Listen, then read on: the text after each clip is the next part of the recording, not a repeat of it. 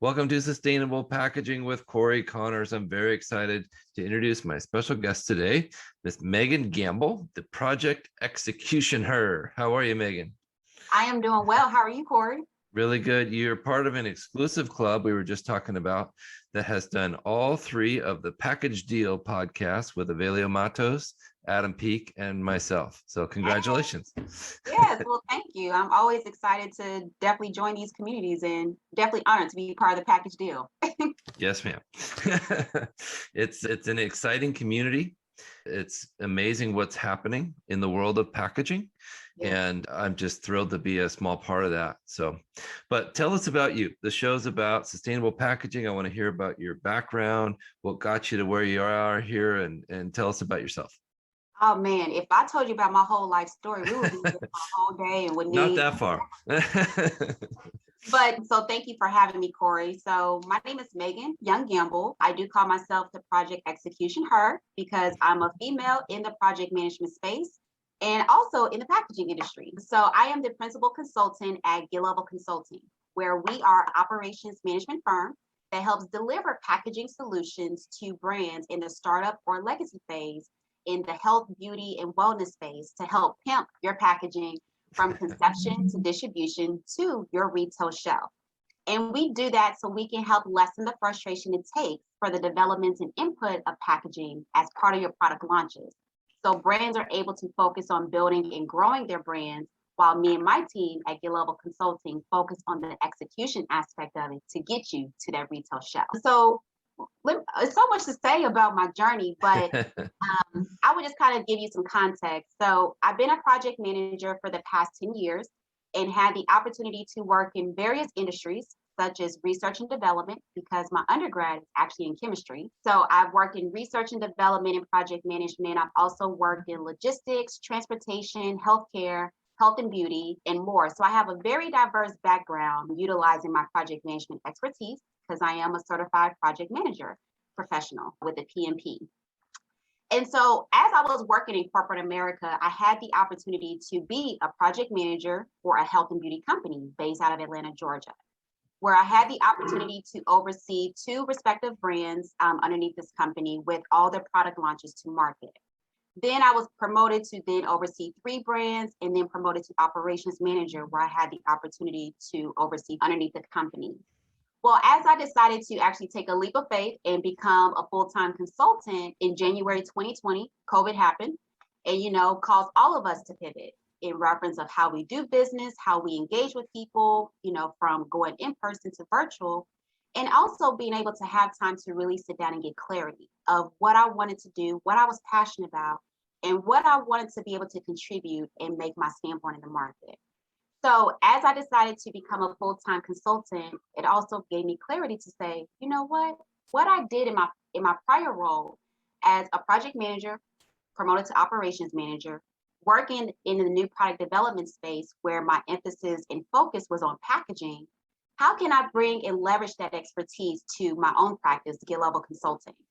So thanks to COVID, I would say I pivoted my business to help deliver these packaging solutions to startup and legacy brands and bringing that project management expertise as well as my knowledge of the packaging industry in the health, beauty, cosmetics, and wellness space, merging them together to present it as an offering with Get Level Consulting. So that's the short answer of how I got here. Well done. I think you should add TEDx speaker to your future. You're a very eloquent speaker, and I'm impressed. I'm jealous. Oh, don't be jealous. Look, just Well go done. to Toastmasters. We're all a work in progress. Yes, ma'am.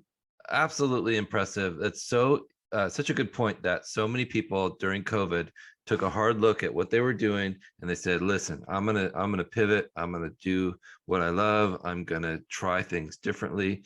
That's how I started doing social media. 2 years ago, I wasn't even on Instagram. So it's just all these things, like you said, it's really changed the face of the world. It's changed how we communicate. But I'm thrilled that you're part of beauty packaging, because this, in my opinion, beauty packaging is the hardest part of sustainable packaging. And I had the honor of talking to the people at Aptar recently, and they're working on yes, you got one too. Oh, wonderful. They just developed a fully recyclable beauty related product, and it's awesome packaging. So Absolutely.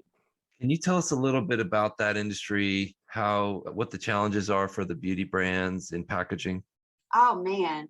So we definitely heard a lot about how sustainable packaging is, I'm saying this in quotes, as the new trend, even though Mhm. it's been around for decades, right? But now a lot of consumers and brands are really looking at how can I help contribute to reduce the carbon footprint? And Right. how do I do that from a sustainable approach? Through packaging. And so I would say, with legacy brands, they're already repositioning themselves. So look at Aptar, how they partner with Buoyant Beauty to actually produce a cranberry mask that has a fully recyclable pump, which is unheard of, utilizing monomaterial. But within this industry, legacy brands are able to actually have more sustainable packaging. But with some of the startup brands, that's a challenge in themselves because a lot of these indie brands or startup brands, they don't meet the MOQs, minimum order quantities, Right. for some of these sustainable packaging items that are being developed and coming to market, which is great. So Revlon, L'Oreal, all the big brands, right? They can Mhm. support it. But these indie brands or startup brands are having that challenge where they want sustainable packaging, but yet I don't meet the MOQ. So what are the alternatives and such? So we'll talk about that shortly. But I would say in reference of challenges in the marketplace is really coming down to, when contract manufacturers, fillers, and even packaging developers and suppliers, as we're looking at this footprint and looking at how we can actually become more sustainable in our approach, a couple things come to mind for challenges that I've noticed within working with my clients. First challenge is if we have stock formulas and we go to more sustainable packaging, what does that look like for making sure that our product stays stable? Because you go through stability testing as well as packaging compatibility testing, PCT, within this beauty space. So what does that look like as we transition into more sustainable packaging? That's the first challenge to think of because that can experience longer lead times, going into more development time, and also looking at what are the materials of the packaging as part of the product to see if there are any key ingredients that are going to be reacting with each other to make it not be stable or eat through the packaging. So I would say those are a couple challenges. But then two, understanding how brands can properly position themselves through the use of sustainable packaging is another challenge. And the reason I say that's a challenge is because when you ask brands, what does sustainable packaging mean to you? A lot of times they don't know. They're like, well, that's the new thing. I just don't Right. understand. That's And I'm it. like, that's great and all, but dig a little bit deeper. What does that mean to you? What is that going to represent for your brand and your ethos to have sustainable packaging? And so I realized that a lot of brands, regardless of scale, are having difficulties conveying that and how to really resonate it to the. So I would say those are a couple of challenges that I've experienced within this beauty packaging space and sustainable packaging at that with Right. conversations. It's such an interesting point. What does that mean to you? And I love that. I think that's a question we should all ask. And when we're talking to our partners in this packaging space, Absolutely. because sustainability means different things to different people. Exactly. Some people don't think anything plastic can be sustainable, which Mhm. I think you and I both agree that that's not the case. And Exactly. I've never heard that term before, packaging compatibility testing. Yes. And I think I haven't spent a lot of time in my career in the beauty space, in the primary beauty packaging. We do a lot of secondary and even point of purchase displays and tertiary packaging. But that's really interesting that you have to put the product, the whatever it is, the cream, the lotion, the cleaner, the Exactly. soap into the packaging and test it. How long does something like that take? Can you tell me about that? Ooh, so great question. So it really comes down to what the type of product is. So for example, if you're launching, just use Buoyant Beauty with Aptar bottle, their cranberry mask. If they were to go through packaging compatibility testing inside of this packaging that has the recyclable pump, Hmm. it may start off at 3 months, but that's for the US. If they're going and expanding into other markets, it can start at 6 months or more. Wow. So it really depends upon what type of product it is, first and foremost. Secondly, Are there any actives like an SPF product or over-the-counter product that requires longer time for PCT? So usually with SPF products, you go through a longer period of time for packaging compatibility testing. And then you also have to make sure you acquire what's called your real-time stability testing to make sure that you have your testing over a certain period of time to then be able to produce the expiration date of over-the-counter products or SPF products. So to answer your question, it can start as little as 3 months, but go on definitely be more months, contingent upon what the type of product is, if testing is necessary, and also which market you're going to be launching the product into as well. It's a fascinating thing to think about how with these new monomaterial kinds of packaging, or sometimes where people are talking about innovative kinds of materials like hemp plastics and things like that. So we're trying out new materials, but we got to make sure that they're not going to affect the quality, stability of our product. This is an interesting story. My dad was in the packaging space 20 years ago and was a part of one of the first projects where they went from glass to plastic for pickles. And he said they didn't do that testing, and the pickles turned, they went bad because they didn't have the proper lining in the plastic. So fascinating thing to think about how that relates to beauty products. Absolutely. And to be honest, it's definitely a requirement. And, people always say, well, how is that different than stability testing? And I always tell people stability testing is usually making sure that your product is stable at desired at certain temperatures, two temperatures, but they're making sure that your product is stable and is tested normally in glass.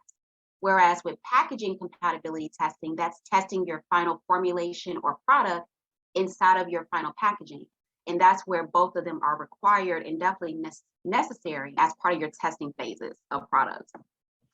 I have a friend that always says there's nothing sustainable about going out of business. And I think that's an important thing. If we're not testing, if we're not taking the proper time to really test and make sure it's going to work, what's the point in how pretty it looks, right? Absolutely. And as a consumer, I want to make sure I'm able to enjoy the product I just invested in, so it definitely is important. And sometimes these beauty products, I've noticed, in my personal life, my wife has lots of containers of different kinds of things, and I don't know what they are. I don't mess with them, but she will keep them for years. Some of them, well, that's only for this kind of a thing. And okay. So they have to stay stable, not only on the shelf, but in the home for quite some time. Absolutely. And, and I tell people packaging plays a critical part, because if you're buying it at Ulta or Macy's in the store versus, online versus, keeping it in your house, you have to still make sure with the different lights and how they hit the packaging that it helps remain stable. So it's a lot of things that goes into it. But it's funny you said that you don't touch any of your wife's containers. My husband, he's like, you have too much packaging and too many things and perfumes and this and that and this and that. I don't even bother. Just let me know that's your cabinet. So. And I think that's a marriage tip. This is the first for this show, is a marriage tip, is let your spouse or your partner have their stuff and just leave it alone. Absolutely. So he's the same way. He's like, don't touch anything in my man cave. So that's the boundaries of marriage. He sounds like a good guy. I like him. So what do you recommend normally when you have a customer or a partner that's coming to you for questions? What's your push for sustainability? What's your focus when you're talking about sustainable packaging? It's a great question. So just like a lot of companies and packaging suppliers, we highly recommend glass and aluminum. We're definitely seeing how beauty is converting into utilizing aluminum a lot more, especially with some of the larger scale brands as part of their refillable services. So I'm sure we'll get into that shortly. But glass and aluminum are definitely great options. And I even tell people there is sustainable plastic options available too, depending upon what your quantities are. If you're starting off with, 200, 250 or 500 pieces, we may have to look at more of the plastic grams for a better price point, but still being able to give you something that is sustainable. But that still goes back to the question of what does sustainability sustainability, excuse me, mean to you and your brand? Right. Is it only in the operations part, or is it also conveyed to packaging? And then also, is it part of your products? Are your products sustainable? In the ingredients. So that's where that question really comes back to play of what does sustainability mean to you? But for indie brands, startups who have lower quantities, glass and aluminum for sure, because there are definitely great options for those avenues. And even with larger scale, glass and aluminum is definitely being utilized more and more and more as part of that aesthetic and heavy way to create that luxury feel. But to the point of like Aptar, with their new recyclable pump, plastic is still sustainable.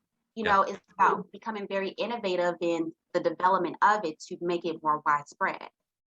So like Aptar's doing a great job on it. Fusion Beauty packaging, they've definitely expanded their sustainable packaging collection. And a lot more companies that are utilizing plastics as well. So I recommend all three. It really comes down to your quantities that you're launching with, what market you're launching into, to make sure that we're also tracking from a regulatory standpoint with information. But Right. then three, understanding what does sustainability mean to you to make sure that we're offering the right solution for the brand. Great points. You always have to think about the full life of the product, and where's it going to be filled? Where's it going to? How is it shipping?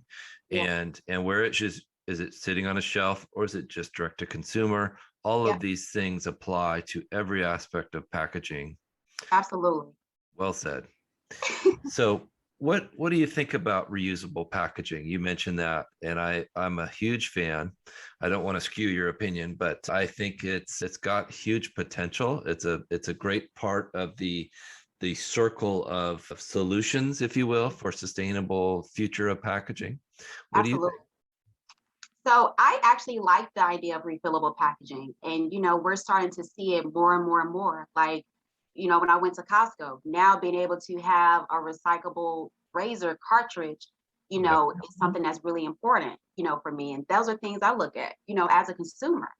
But even as a service provider, I've realized that it's definitely advantageous because one, to your point, is helping to close the loop and keep it within a circular economy, first and foremost. Secondly, because a lot more consumers are becoming more intentional about the type of packaging they purchase, with the type of products that they purchase, what does this brand represent? Does it align with my values, morals, ethics, etc.?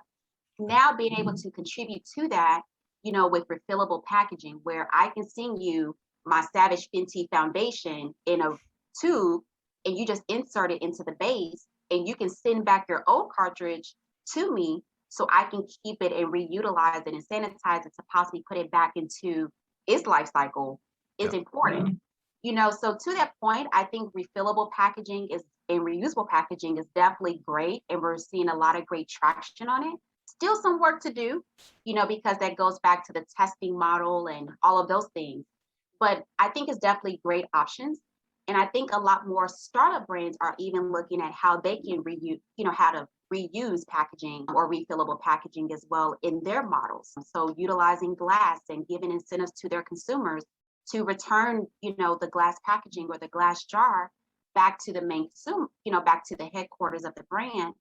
As for doing so, I'm giving you an incentive. So they're trying to be similar to TerraCycle, but doing it Yeah. on a much smaller scale, So I think it's definitely coming around for sure. We're definitely seeing great traction. Some areas of improvement, but that's where it really comes down to knowing your quantities, the market, type of product you're doing. Has it been tested in that type of product if you are shipping it as a refillable container and more. So it's still a little bit of work to do, but I think it's definitely gaining great traction for sure. Yeah, great points. I had a customer come to me a few months ago and say, I want this new bag to be at least 60% post-consumer recycled material. And I can't remember that happening, years past with that customer. They're having a global initiative. They said, we're going to be sustainable with our packaging, period. Mhm. And make sure that this bag is not only high PCR, but also recyclable again, or reusable, of course. But it's exciting to see this stuff, isn't it? It's like it gets me going. I'm like so happy I know. about it. I know it. Like I'm one of those like geeky, nerdy people that's like, oh my gosh, like this makes me so excited to actually see this. And like seeing articles like on Pack World, how they talked about the degree deodorant, Mhm. and how it's functional for, for individuals who need to read Braille, on the deodorant and such, and Oh, ways of being functional. So to that point, it's a lot of great traction being made in this space. And also not only for recyclable and repurpose for reusable space, but also functionality to make it more readily available to more consumers as well. that's amazing. You mentioned you're from Atlanta. Are you a Braves fan? Am I a Braves fan? I go to a couple games. Good. It's good to see them playing well. Yes, they are. So I would say, I definitely rep for all the teams here. I'm originally from Little Rock, Arkansas, but I've been paying taxes here in Atlanta, Georgia for 60. So I'm a resident, but You I earned root it. for all the teams here, to be honest. So the Falcons, Hawks, the Braves, that's pretty much everybody here in Atlanta. If you're a transplant, you root for all the teams here. And whoever's the furthest ahead, like in the playoffs, that's who we cheering for. So yeah, I'm a Braves fan right now. I love that. I've been paying taxes for 6 years. I love that. That's a good way to say it. Yeah. So it's second home. Second home. Well, thank you so much for taking some time. This has been a great show. What's the best way for people to get in touch with you and your company? Absolutely. So you can actually find me on LinkedIn, Megan Young Gamble, Gamble, like you're in Vegas. So you can find me on LinkedIn there. To connect with me, please do so. I welcome it. You can also visit my website, www.getlevelconsulting, all one word.com, to learn more of our services and offerings to startup and legacy brands. And then also, I just launched an online academy for those startup brands who want to learn more about packaging requirements and more to help them get properly positioned in the marketplace, whether that's on an e-commerce store or in their brick and mortar. So you can also find my online academy called Accelerate Level Institute, also known as Ali, at acceleratelevelinstitute.com for those online trainings. That's amazing. Two websites. Yes. So, power of entrepreneurship, but that's where you're leveraging it and making sure that you serve all people to make sure that anybody that's in the indie and startup phase, they get the same information just as if you're in. So we want to make sure that we help level the playing field for all opportunities for our brands out there. It's such a common question, and such a great way to put that is people coming to us all the time. How do I find, where's all this information? Where do I find the answers to these really difficult questions? And so I love that you've got your getlevelconsulting.com and your other website. We'll put both of those in the show notes, so people listening, you can just click on those links. And I'd like to thank Landsberg Aurora for your sponsorship of this podcast. And please, if you're listening, please take a minute to share it with your friends, give us a review. Make sure you go check out Megan Gamble and on LinkedIn. And thank you so much, Megan, for your time. We really appreciate it. Yes. Thanks for having me on Sustainable Packaging Podcast. Thank you.